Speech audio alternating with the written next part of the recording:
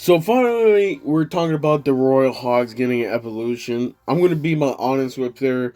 I I didn't think we'd need another win condition that needed evolution, but hey, honestly, I'm completely fine. It was the Royal Hogs, but I feel like Royal Hogs they could be yet weak or they could be strong depending on the course the matchup, like always. But also at the same time, I feel like the evolution itself it's not broken. It's not so OP that they had to actually desperate nerf it. No, one thing I don't like is how people are saying that is a below average evolution, which I'm gonna have to disagree with this one.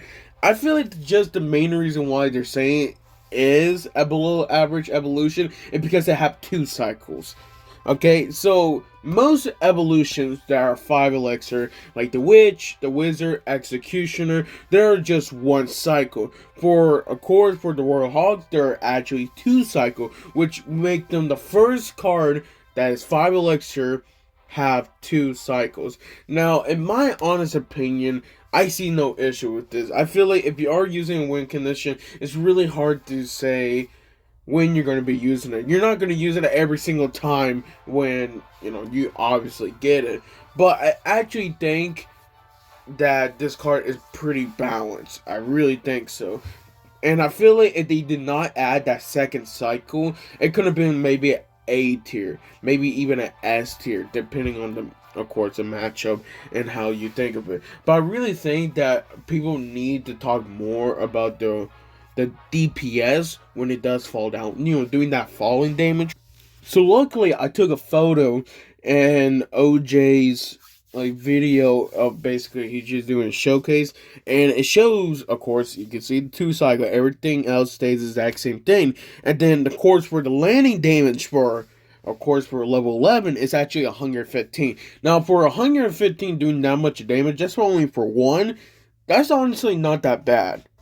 You're basically getting about 460 damage for just a level 11, which I think at the end when it be level 15, it's going to be around, I think about like 700 to 800 DPS, which I honestly think with that much of like damage, that's pretty good. Definitely, you can definitely kill some troops that, are pretty annoying. It's like having flying bombs, honestly. And I really think that Royal Hogs, it sounds pretty cool. I like the concept. I really do like the concept because, having pigs fly, and then, of course, cards that, possibly really annoying, that, usually counter is like Mega Knight or Valkyrie. Now they can't really counter that until, you actually knock them out of the air, which, if you do it too early, then actually they're going to fall to the Valkyrie, basically damaging the Valkyrie or Mega Knight. So to really think about that, I really want to talk about the cards that probably almost going to about to die from that, which I feel like Spear Guns might. Okay, Spear Guns survives one hit basically, so it takes two landing or two falling damage. I think two falling damage is what they call it to actually kill a Spear Goblin. So it's probably going to take three to actually kill a Goblin itself, which oh, it's not that bad. Wait, so it's 115, yeah. 115, 115. Okay, so it's actually two-shining a goblin too. With something that also could do that much. So let's do tournament standard 460. Okay, so it will bring Berserker to basically halfway. That's if all the Royal Piglets does fall in the Berserker, then it would actually make it half hit points for the Berserker, which I think overall is actually Barbarian is pretty good. I think let me get the Barbarians because that's pretty noticeable too. Barbarian is like Fireball level, so if I do a tournament standard, not the evolution, but let me do 670. So it's about I think about 70% DP. That's not bad. That's not bad at all. It's about like 70% almost killing a barbarian. But like you do that and then zap, that's not that bad. Or I can see people using the Goblin Curse with this.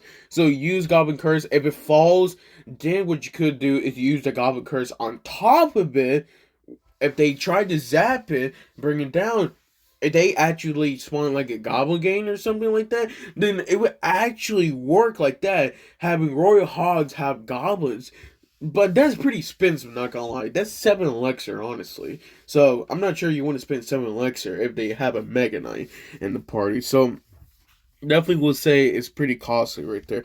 Magic Archer is pretty good right there. Let me check hit points. Okay, so it's about so close. 460 to 529. So it's about like right at like 75%. Almost there. I need somebody to have like just a low amount.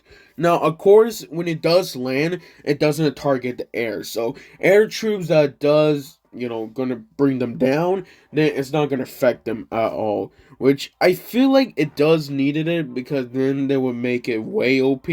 I'm really happy they did not decide, you know what, that's going to make it annoying. So minions are actually pretty okay with this, but minions basically get like 2-shot with that one. I don't think it's, Archer is pretty good. So archers, wait, okay, I can do tournaments there. Okay, so archers, it would take basically about 3 hits. So if you could do it, if you want to, that's it.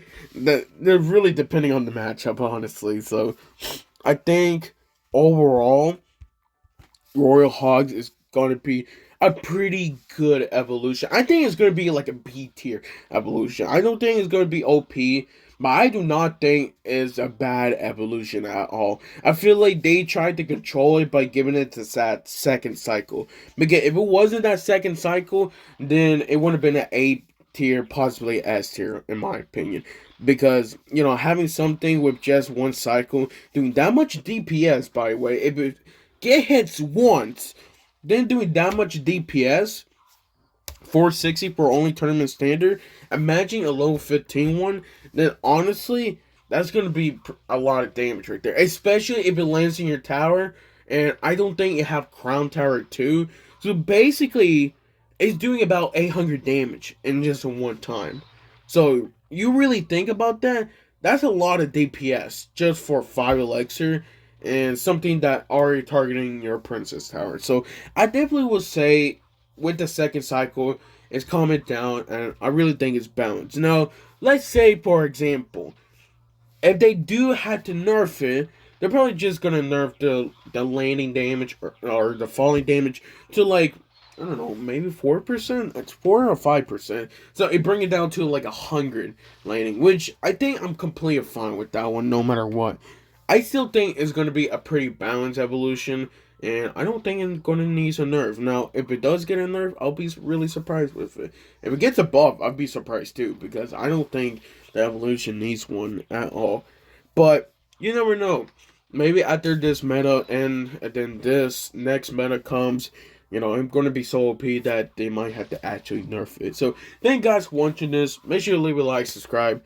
I'll see you guys next time.